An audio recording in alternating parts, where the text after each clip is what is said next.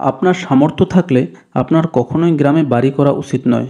গ্রামে অট্টালিকা করার থেকে শহরে দু কামরার ভাড়া বাসা অনেক ভালো। আপনি হয়তো আমার কথা একমত নাও হতে পারেন। কেউ বলবেন, বাপু, ২ পাতা বই পড়ে নিজের শিকড়কে ভুলে যেতে বসেছো। তাহলে শুনুন, গ্রাম মানে কি। গ্রামের বেশিরভাগ মানুষ এতটাই টক্সিক যে তারা তাদের ব্যক্তিগত জীবনের থেকে আপনার জীবন নিয়ে বেশি চিন্তিত। আপনার চুল বড় কেন, আপনি বোরকা পরেন না কেন, অনার্সে পড়লেও মেয়ের বিয়ে দেয় না কেন, বয়স ২৫ পেরিয়ে গেলেও এখনও চাকরি হচ্ছে না কেন, আপনার ব্যাচমেট কেউ বিদেশে গিয়ে লাখ লাখ টাকা কামায়, আপনি এখনও পড়াশোনা নিয়ে পড়ে আছেন কেন।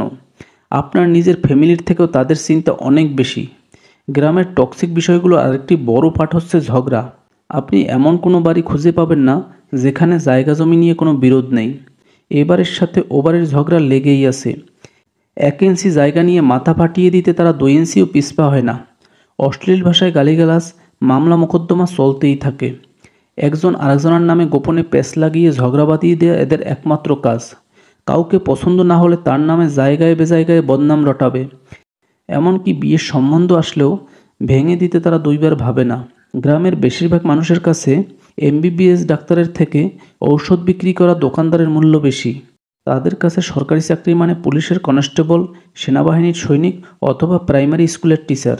আপনি ১০,০০০ টাকা বেতনে সরকারি পিয়নের চাকরি করলেও আপনার কাছে মেয়ে বিয়ে দিবে, কিন্তু ৮০,০০০ টাকা কামাই করা বেসরকারি বা কোনো কোম্পানির চাকরি করলে আপনি বিয়ের জন্য মেয়ে খুঁজে পাবেন না।